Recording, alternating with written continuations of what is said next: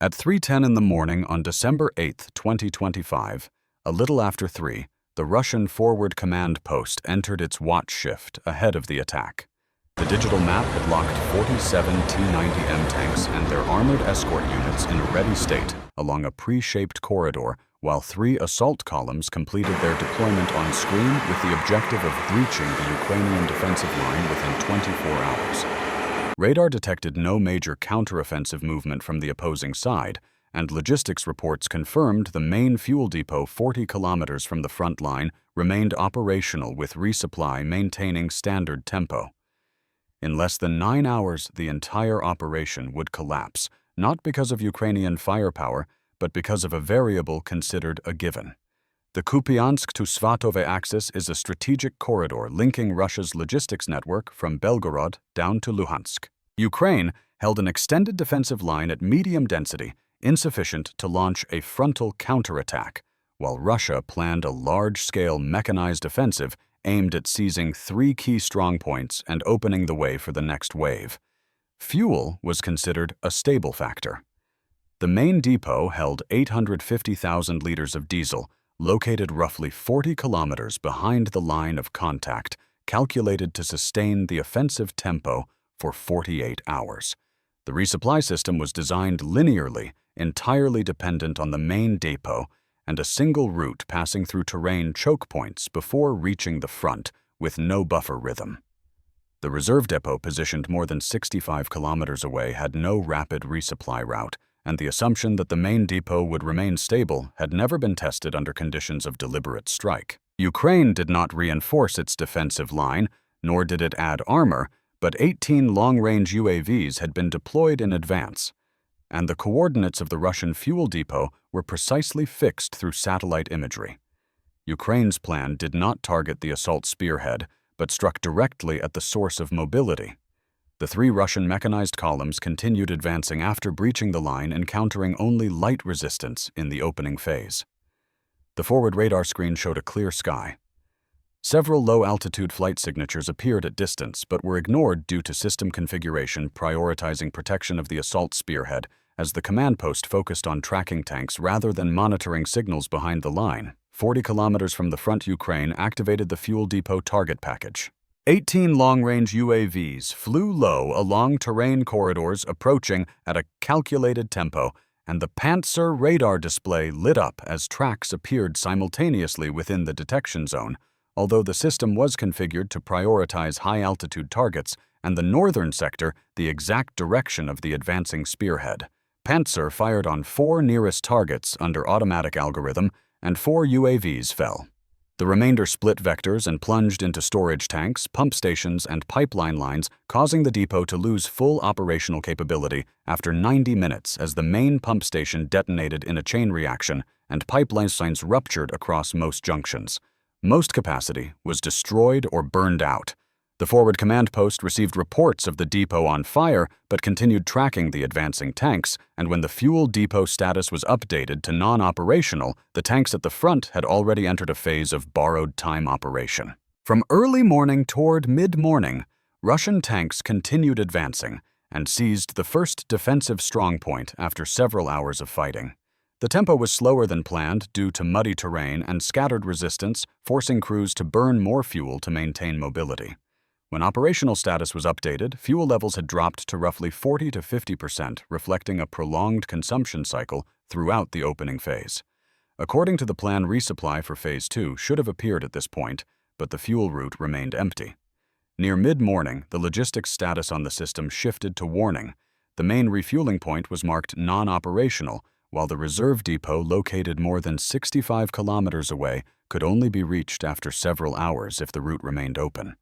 The timer on the operational map began counting down a waiting window that could not be shortened. Remaining fuel levels distance to the final objective and the withdrawal route behind no longer allowed the system to sustain both advance and safe retreat. From that moment, the problem became one-directional, with every additional meter advanced cutting directly into the ability to return. Once that threshold was crossed, the choice was no longer tactical, but physical. The fracture point had appeared, and there was no way to reverse it within the campaign timeframe. The cost of standing still quickly exceeded controllable limits as T-90M tanks were forced to maintain minimal operation cycles to preserve pressure and control systems. Self-propelled artillery and support vehicles continued burning fuel for generators, while communications sensors and onboard climate systems all depended on power from diesel engines. Remaining stationary did not mean safety. It only prolonged self-consumption and further exposed the formation. During this period, the reserve fuel convoy began moving from the distant depot, forced to traverse a single route with terrain choke points. Ukraine did not need a major counterattack, only sustained friction from FPV UAVs to force stationary tanks to keep engines running while HIMARS strikes hit key junctions along the supply route. By late morning, Russian artillery fire rates were reduced to conserve energy for system operation. Escort infantry were exhausted after hours of continuous fighting but could not withdraw while tank formations remained forward. Phase 2 of the offensive was suspended as fuel levels dropped below the threshold required to continue under the original plan. When the earliest resupply time was updated, the tanker convoy could only refuel less than half the force, with refueling procedures far slower than standard. At that point, the system was no longer recoverable within the campaign timeframe.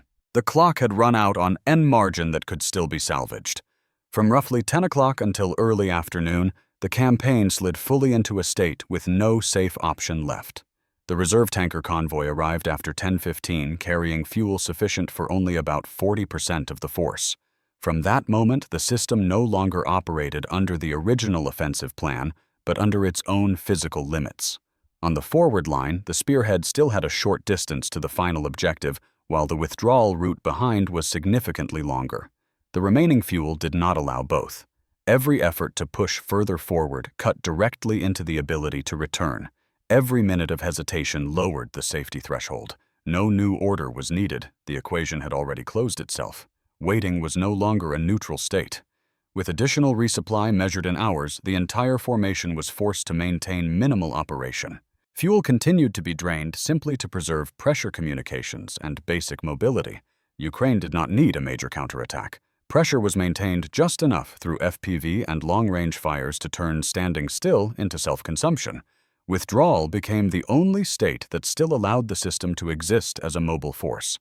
The price was the loss of the campaign objective, the loss of offensive tempo, and all the preparation time that came before. However, with remaining fuel around 25 to 30%, it was the only option that did not push the formation into the risk of being locked inside a corridor controlled by the opponent.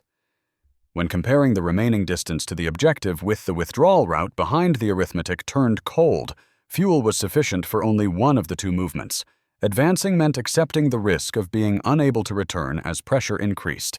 Standing still only made that threshold arrive sooner. Before noon, the withdrawal order was issued for all three columns, not because of tactical defeat, but because logistics status forced the system into force preservation mode. The retreat unfolded like a chain of compelled reflexes. Self-propelled artillery moved first. T-90M tanks held the center with remaining fuel around 30%.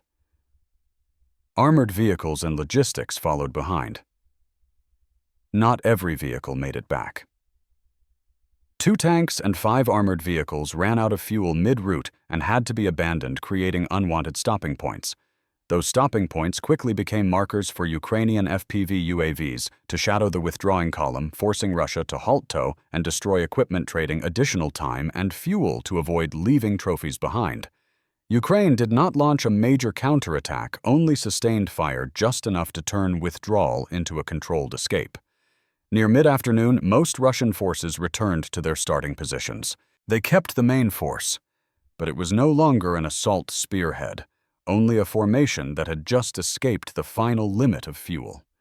Satellite imagery taken 48 hours later showed the Russian fuel depot area still smoldering, inaccessible for cleanup.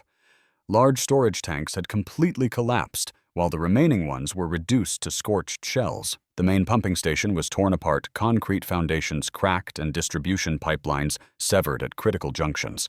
Along the withdrawal route, multiple vehicles were abandoned, some burned to prevent capture, others taken by Ukraine for examination. The damage did not end with what had burned.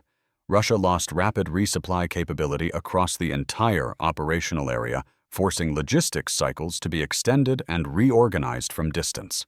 For many weeks afterward, the area no longer supported large-scale mechanized operations. The centralized logistics system exposed a structural weakness. Once the main depot was removed from operation, the entire campaign collapsed in a chain reaction without requiring any direct counteroffensive. From a cost perspective, Ukraine's strike created an absolute imbalance. A relatively small investment inflicted damage at the campaign level while stripping away initiative for days afterward. Ukraine held its defensive line without close combat, yet forced Russia to restructure its entire regional logistics network, a process consuming time and resources and not reversible in the short term. Russia lost a campaign not because it lacked tanks or firepower, but because it assumed fuel was a given condition, not something requiring top priority protection. Ukraine did not seek to defeat the spearhead itself, but to break the condition that allowed it to exist: continuous mobility. Once the fuel depot was destroyed in the opening minutes, the campaign balance shifted very early. Everything that followed was merely the system moving toward a predetermined endpoint. Ammunition remained, vehicles remained, personnel remained, but the ability to function as an attacking force did not. In modern warfare, defeat does not necessarily come from direct destruction. It comes when a system depends on a single condition assumed to be stable, and that condition is removed from the equation. Here, it was not the spearhead that was stopped, the entire campaign was shut down.